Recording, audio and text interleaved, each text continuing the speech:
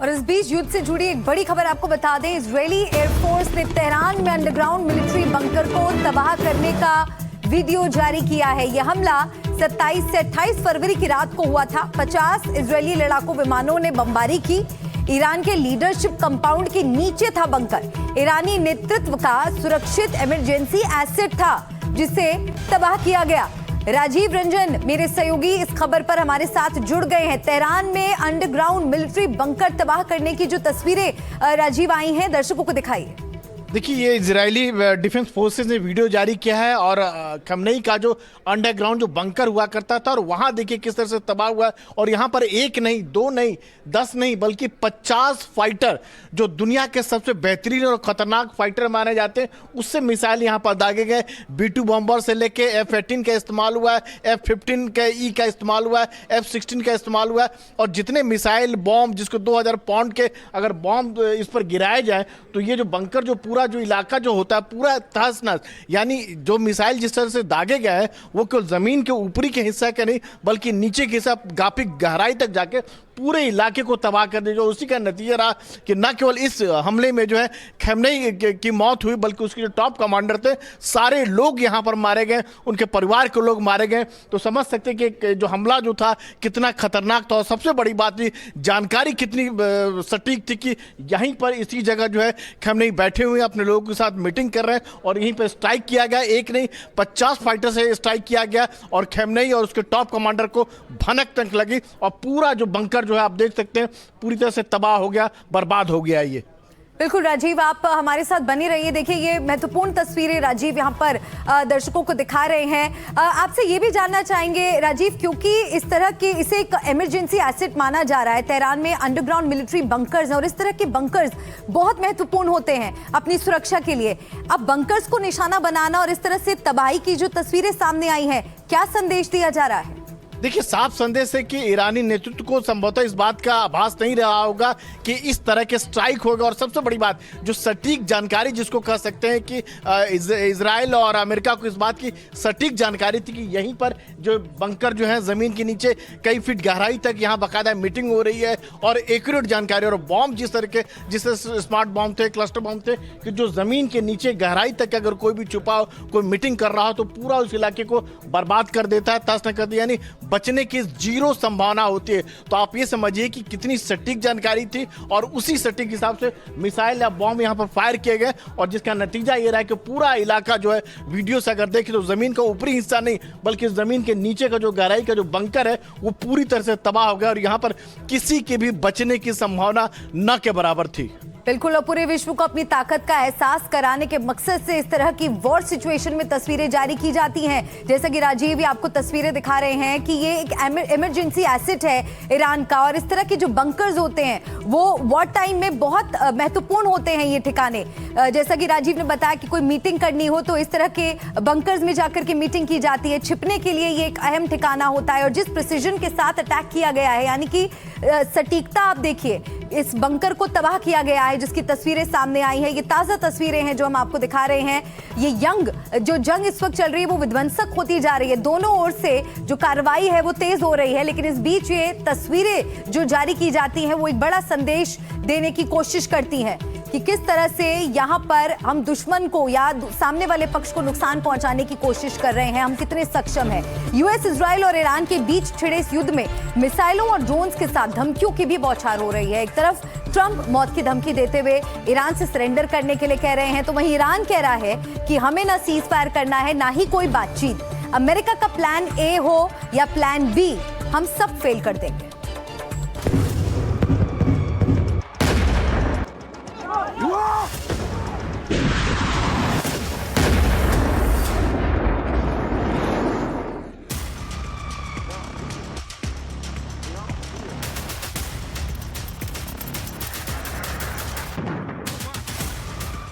डाल दो हथियार।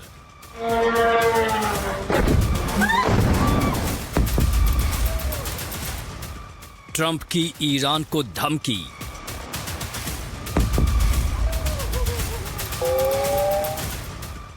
नहीं करेंगे युद्ध विराम।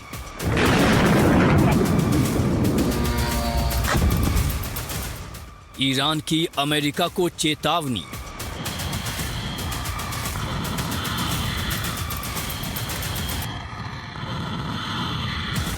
धमकियों से कांपता मिडिल ईस्ट।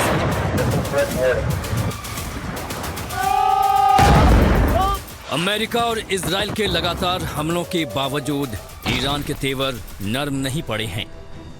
ईरान के विदेश मंत्री अब्बास अराघची ने कहा है, अमेरिका से ना तो सीज फायर होगा और ना ही कोई डायलॉग। अमेरिकी ब्रॉडकास्टर एनबीसी के साथ एक इंटरव्यू में ईरानी विदेश मंत्री ने अमेरिका के साथ किसी भी बातचीत से इनकार कर दिया है। उन्होंने साफ कहा कि अमेरिका से 2 बार बातचीत की गई, लेकिन बातचीत के बीच में उन्होंने ईरान पर हमला कर दिया। ऐसे में अमेरिका के साथ फिर से बातचीत की कोई वजह नहीं दिखती है। We are not asking for a ceasefire. हम युद्ध विराम की मांग नहीं कर रहे। अमेरिका के साथ बातचीत करने का भी मतलब नहीं। हमने उनके साथ 2 बार बातचीत की। हर बार बातचीत के बीच में ही उन्होंने हमला किया। हमारी तरफ से युद्ध विराम का कोई अनुरोध नहीं। हम ना ही अमेरिका के साथ बातचीत करेंगे। हमने उन्हें ऐसा कोई संदेश नहीं भेजा है। From us, we have never sent any messages to them. America और इजराइल के साथ चल रही जंग में ईरान पूरी टक्कर ले रहा है। मिसाइलों की बौछार कर रहा है, उन देशों में हमले कर रहा है जहां अमेरिकी सैन्य ठिकाने हैं। इस बीच ईरान के विदेश मंत्री ने अपनी मिसाइलों की क्वालिटी की भी तारीफ की और कहा कि पिछली लड़ाइयों से हमने बहुत कुछ सीखा है।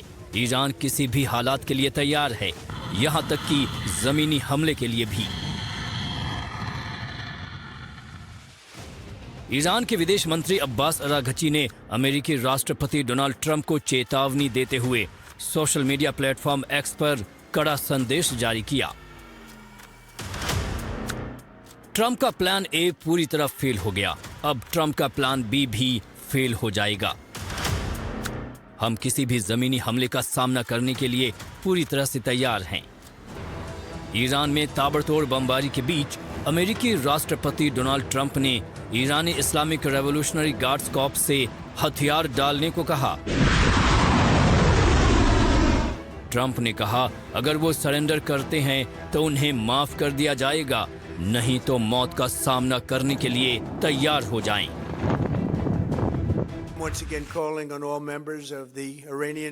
मैं एक बार फिर IRGC को कह रहा हूं, अपने हथियार डाल दो, वो सभी मारे जाएंगे। ईरानी जनता के लिए खड़े होने का वक्त है, अपने देश को वापस लेने का वक्त है। जो लोग सरेंडर करेंगे उन्हें सुरक्षा मिलेगी, वरना मौत का सामना करना पड़ेगा। Absolutely guaranteed death, and I don't want to see that. Trump का मकसद ईरान में सत्ता परिवर्तन करना है। खामनेई की मौत के बाद जब उनके बेटे मुज्तबा खामनेई को पिता की कुर्सी पर बिठाया गया तो ट्रंप ने साफ कह दिया कि पुरानी सोच वाला एक भी नेता ईरान में मंजूर नहीं है। एक इंटरव्यू में ट्रंप ने ईरान के हालात की तुलना वेनेजुएला से कर दी है। ट्रंप ने कहा कि जैसा वेनेजुएला में हुआ यहाँ भी वैसा ही होगा। जैसा वहाँ के सत्ता के लिए संघर्ष हुआ था, ईरान में भी ऐसा हो सकता है। ईरान ने अपनी नीतियां नहीं बदली तो अमेरिका पूरी तरह हस्तक्षेप करेगा। हमें ईरान में अपनी पसंद का नेतृत्व चाहिए।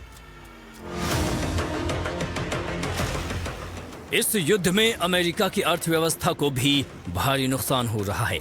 आंकड़ों के मुताबिक हमले के पहले ही 24 घंटे में अमेरिका को करीब $779 मिलियन यानी लगभग 6,900 करोड़ रुपए खर्च करने पड़े थे।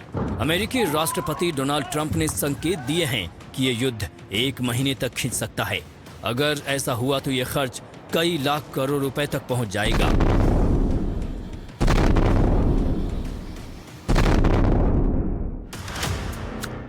ईरान के साथ चल रहे इस युद्ध में अमेरिका के हर दिन 8,300 करोड़ रुपए खर्च हो रहे हैं।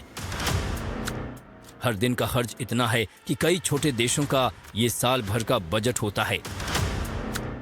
गुरुवार तक अमेरिका के 47,000 करोड़ रुपए इस युद्ध में खर्च हो चुके हैं। अगर ये युद्ध 1 महीने तक चला तो अमेरिका के 18 लाख करोड़ रुपए खर्च हो जाएंगे।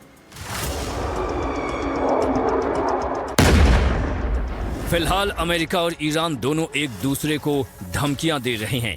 ईरान बिल्कुल भी ट्रंप की चेतावनियों को नहीं मान रहा है और लगातार जवाबी हमले कर रहा है। सीज फायर से भी ईरान ने इनकार कर दिया है, तो वहीं ट्रंप ईरान को हथियार डालने की धमकी दे रहे हैं। इस सब के बीच ये युद्ध अब 14 देशों तक पहुंच चुका है और काफी तबाही मचा रहा है। Bureau report, NDTV India. और इजराइल से अभी की बड़ी खबर आपको बता दें, युद्ध के हालात के बीच नेतन्याहू की अहम बैठक। नेतन्याहू रक्षा विशेषज्ञों के साथ बैठक कर रहे हैं। इजराइल की सुरक्षा की समीक्षा जारी है। तो युद्ध के हालात इस वक्त बने हुए हैं, दोनों ओर से हमले हो रहे हैं, ईरान भी जवाबी कार्रवाई कर रहा है। इस बीच समीक्षा बैठक हो रही है और नेतन्याहू रक्षा विशेषज्ञों के साथ ये बैठक कर रहे हैं। इजराइल की सुरक्षा को लेकर समीक्षा की जा रही है। तो इजराइल से अभी की बड़ी खबर मिल रही है। युद्ध के हालात के बीच नेतन्याहू की ये अहम मीटिंग हो रही है। डिफेंस एक्सपर्ट्स के साथ नेतन्याहू की ये मीटिंग हो रही है। कुछ देर पहले ही ये मीटिंग शुरू हुई है और इस मीटिंग में आगे की रणनीति पर माना जा रहा है कि चर्चा की जा रही है। ईरान जिस तरह से जवाबी हमले कर रहा है, जो कार्रवाई कर रहा है, उसको लेकर क्या आगे का रोड मैप है, क्या तैयारी है, इन सभी बिंदुओं पर इस बैठक में चर्चा हो रही है। युद्ध के हालात के बीच नेतन्याहू की यह अहम बैठक। नेतन्याहू अपने रक्षा विशेषज्ञों के साथ बैठक कर रहे हैं। इजराइल की सुरक्षा की समीक्षा जारी है। राजीव रंजन मेरे सहयोगी इस बड़ी खबर पर हमारे साथ जुड़ गए हैं और क्या जानकारी इस बैठक से जुड़ी राजीव मिल रही है? देखिए, जो बैठक चल रही है बहुत अहम चल रही है और जंग का 7वां दिन है और जिस तरह से इजराइल और अमेरिका ने उम्मीद किया था उससे कहीं ज्यादा, जिसको कह सकते हैं कि ईरान जो है पलटवार कर रहा है, जिससे जो अपने ड्रोन और मिसाइल पावर का इस्तेमाल कर रहा है। और हालांकि इजराइल की बात करें तो उनका जो सबसे बड़ा टारगेट था कि जो खमेनी को मार गिरा, उस टारगेट को अचीव कर लिया। और जो दूसरा टारगेट है कि वहां के रिजीम को चेंज करना, वो अभी तक संभव नहीं हो पाया। हालांकि जितने टॉप कमांडर हैं उन सबको जो है इजराइल की बात करें, अमेरिका की बात करें, उन्होंने मार गिरा है। लेकिन जिस तरह से पलटवार कर रहा है ईरान, जो पलटवार कर रहा है, खासतौर से जो इजराइल की बात करें और जो खाड़ी देशों में जो अमेरिकन बेस है, उससे थोड़ी स्थिति जो है काफी ज्यादा कह सकते हैं कि एक इनको सोचने पर विवश होना पड़ रहा है। और जिस तरह से ईरान ड्रोन का इस्तेमाल कर रहा है और उसको बचाने के लिए